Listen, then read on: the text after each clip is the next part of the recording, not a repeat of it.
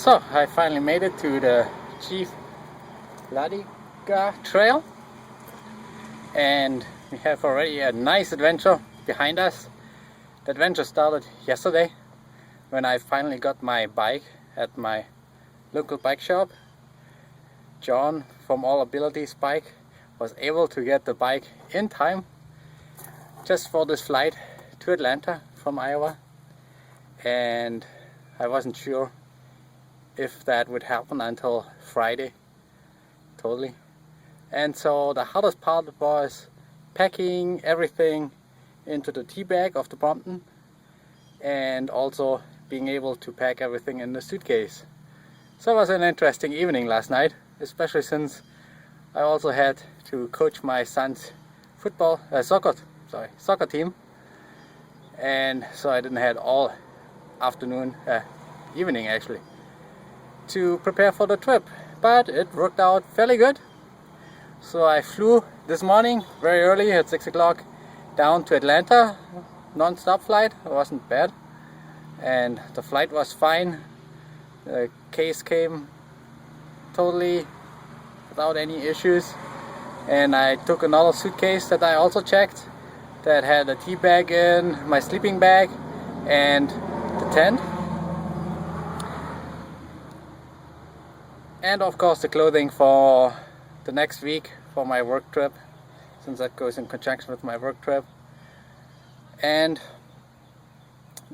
then arriving in Atlanta, I took the local rail system to the downtown, to the hotel where I'm gonna stay next week, dropped off the suitcase, repacked everything into the tea bag here. I can show you that right, maybe not, over here, the tea bag, and went to the Greyhound bus station with not much time left. I just barely made the bus. When I was standing in line, they were already calling out for the bus, so I was a little bit worried, but the bus wasn't filled.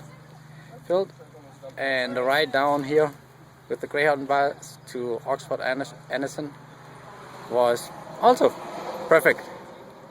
Riding through Anderson, I stopped by Walmart to buy a charger adapter for my battery backup. I forgot that when I was transferring all my stuff from my checked luggage to my touring luggage here, and somehow that didn't make it.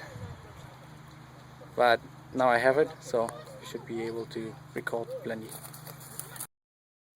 Here's the Brompton, and it's amazingly, it rode exactly like the one that I test rode. So there's not much configuration you really have to do to ride it, and so far it has been going very nicely and pretty comfortable. Maybe with the seat I could adjust something, I don't know what, probably get a different seat. But that's always a tricky part, to find the correct proper seat. But it's pretty amazing that you can get up and going with the bike that quickly. So up here in the front we have the Brompton tea bag. On the Greyhound bus I also put in there the tent and my mattress for sleeping into the bag, and the bag was open. Basically it folds down, and when I had everything in it, it couldn't fold down, and it was all the way up. And that way you actually cannot ride the bike because the steering wheel can't turn over the bag. But for riding the Greyhound, that was just fine, and I only had 2 pieces of luggage. So the bike, there's the bike cover that I had right there. I put the bike cover on and just checked the bike on the Greyhound and took the bag with me. And luckily the bus wasn't too full, so nobody complained that I was using up 2 seats. So all the features that I went, obviously the raw lacquer finish, and down here the zone hub and the lights, and besides that there's not too much else out of the ordinary there. Aside that I mounted the GPS system on it. The bracket actually doesn't interfere at all until I think In the suitcase I had to rotate the bracket for the GPS so the weight or the closure on the suitcase wouldn't push on the bracket. Maybe I don't have to do it. I have to investigate there more. More interestingly is the trail now. Now that I finally am done with riding through town, which was fine as long as you keep off the main road. And actually the cool part was inside of Anniston there was a celebration and a bike race.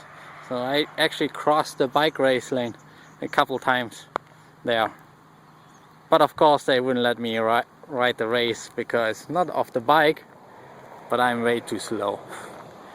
So that's the bike trail that I'm gonna ride for 2 days until I'm back in Atlanta at the hotel. And so far the weather amazingly is nice, no rain. I was expecting rain, but I'm happier this way. But there could be still a possibility of rain either today or tonight.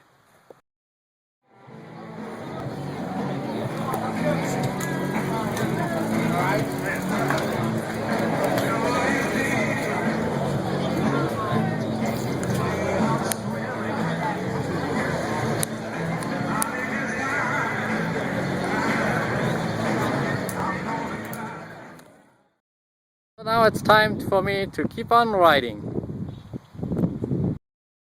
So right here on the path, guess what we have?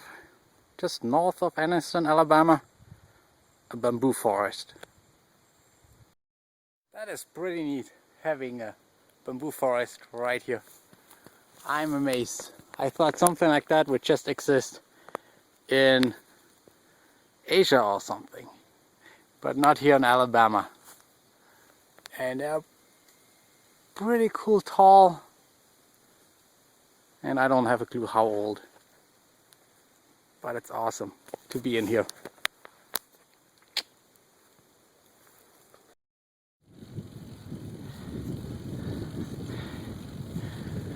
Here we are riding through the hillier areas, and the hills are actually quite big from what I saw a little bit further away. So I'm glad we're on a rail track, and probably we won't get too much of an incline. We won't go over one of those huge hills.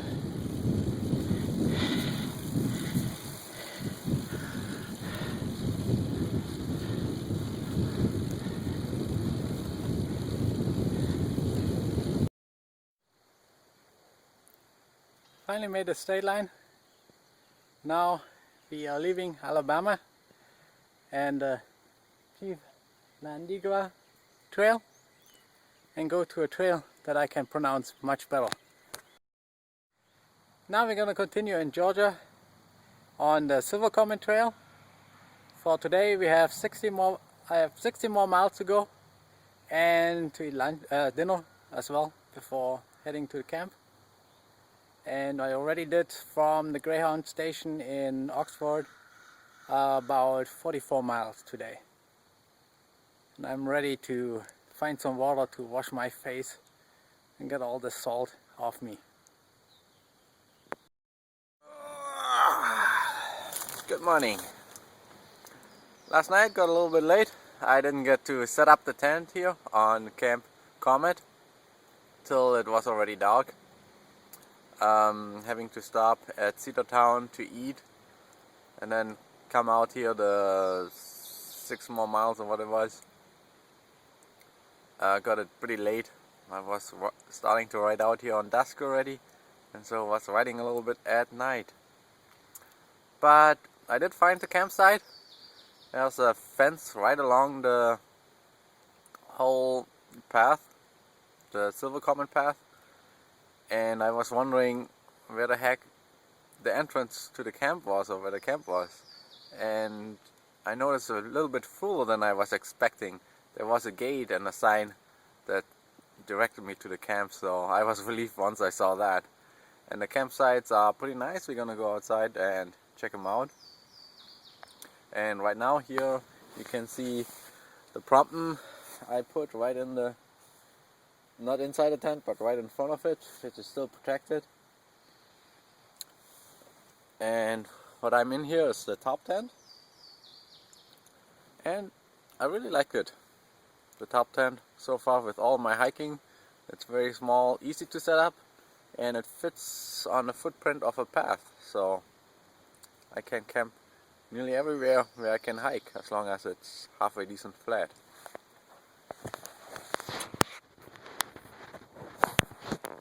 I had my breakfast here, some Cliff Bars and beef jerky and some nuts, and yeah, not much to see here, pretty tight, but I have everything inside the tent, so it's well sheltered.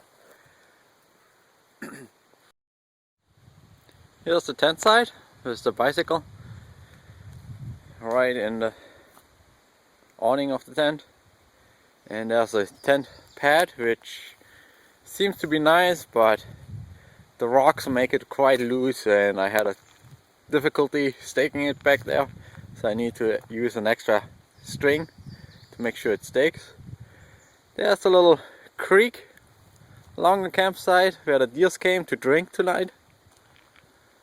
Fire pit and a small little bench.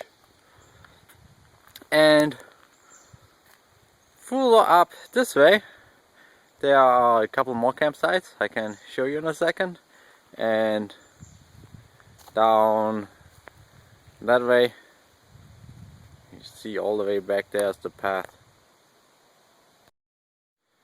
So here are two adjoining campsites, a fire pit, and the other one has a grill, and behind me there's one more up the hill a little bit, the grill and the pad here on the right side. You can't see it quite well, and then there goes the path on. Haven't seen the campsite for a little bit, but the path goes on quite a ways, so you could certainly go hiking around here as well. Yep, and this is the Camp Comet, so it's an awesome place to spend the night if you can rough it a little bit. Right here's the gate to the Camp Comet campsite. There's a garbage can I didn't notice last night, and the sign to the campsite. Without the sign it's quite hard to know that there's a campsite down there, but as you saw, it's pretty awesome. This is the Silver Comet path here, and coming from Cedartown right over there, it was fairly hilly for being a rail to trail trail, and I don't think there was actually the train going, because adjacent there are still railroad tracks that they are using. So today we're gonna head off now. It's somewhere, yep, it's 8:30, and I still have 60 miles to Atlanta, and we'll have a great day again.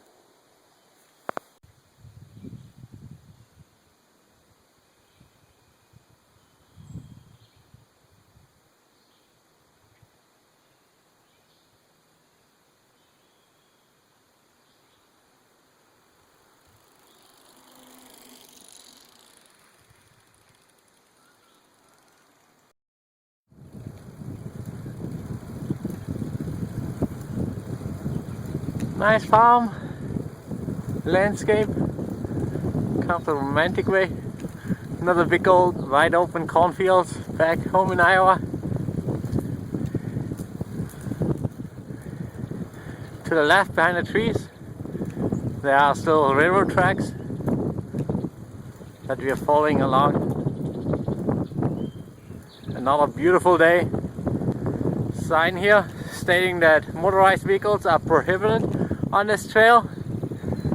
And in Alabama part, I actually saw a police officer on the trail, pulled over a young guy with two girls on the back on his four-wheeler, and it looked like they were in trouble because it was out in nowhere, and it took a while for the police officer to catch him down.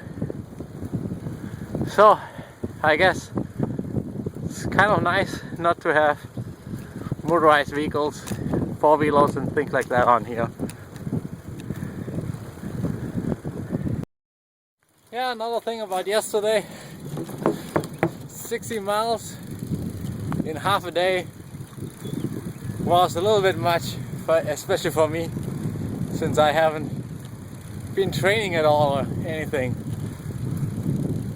The last longer ride I did actually was the test ride, like a month or a little bit more ago. No, that was much more than a month ago, when I was checking out and deciding on whether or not to get the Brompton. So it's not surprising that my rear end is saying hi as well. So yesterday coming into camp was pretty exhausting, since I was pushing myself there decently on the limit. But after a nice good night's sleep and having the whole day now for 60 miles, I'm not worried at all, especially since I'm just checking into a hotel. Don't have to catch a flight or a ride or anything. So that's pretty calming.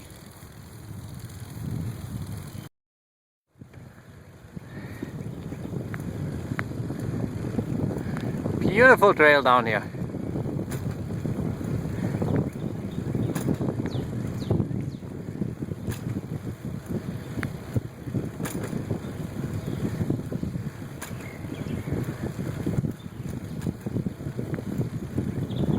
Going here at a pleasant speed of about 12 miles an hour. And up ahead is a bridge. And those are wooden bridges. And from all the signage, and also I heard it on the internet when I read up on this trail, the wooden bridges are pretty slippery here. And in general, this trail, rabbit over there, this trail seems to be retaining the water a little bit more than the Chief Ladiga trail over in Alabama.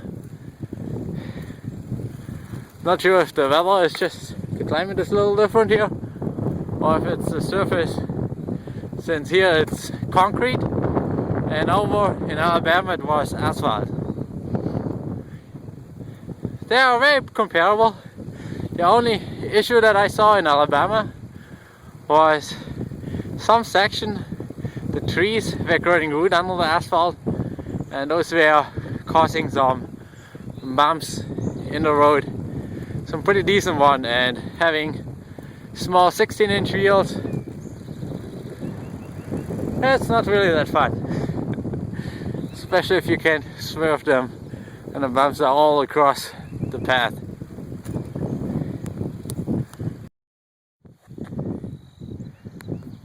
Lake with domesticated ducks. There are a couple more ducks. And on the road I just crossed some chickens that were sitting on the road. And also on that trail, especially the Alabama part, I saw quite a few dogs on the trail. But unlike elsewhere where I ride, these dogs seem to be used to bicycles. They don't chase you down or anything. If anything, you're more likely to scare them than they you. So that's kind of a nice difference than what I'm usually used to. And the dogs are just chasing you down the road, trying to get you or something. Oh, bye bye ducks!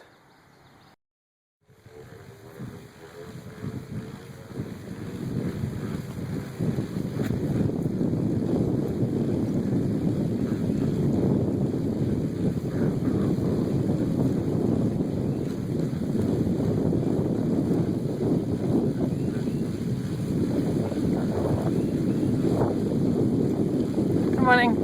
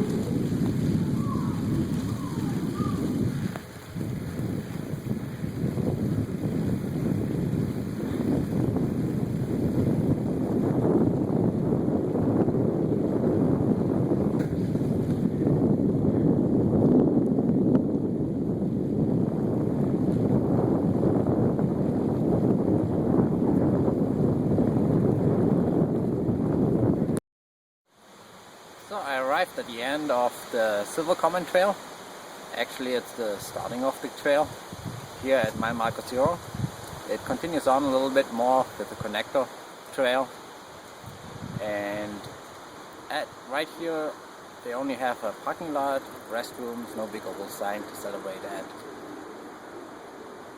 The last few miles have been pretty crowded, being so close to Atlanta and being a Sunday. Everybody's out doing something recreational, riding bikes or walking or whatnot. And I also just made a little bit over 100 miles on my bike, so I'm ready for the 100-mile tune-up. So I arrived downtown Atlanta. The ride from the trailhead to downtown was quite interesting. I mean, the neighborhoods are quite nice to ride through, but the roads are just horrible. There are no real bike. I mean, even driving through them is pretty bad because there are potholes that take up a whole Cadillac. The funniest part was the stretch where they had marked as a bike route and even painted down the chevron on a patched piece that you had to ride in the very middle of the road just so to avoid most of the potholes. So it's quite interesting to ride in. Atlanta is definitely not bike friendly if you're outside of downtown. Now coming here into downtown, we see bike lanes right next to a humongous sidewalk, so you really can tell where the money goes. Unfortunately not where the kids go and bike to school.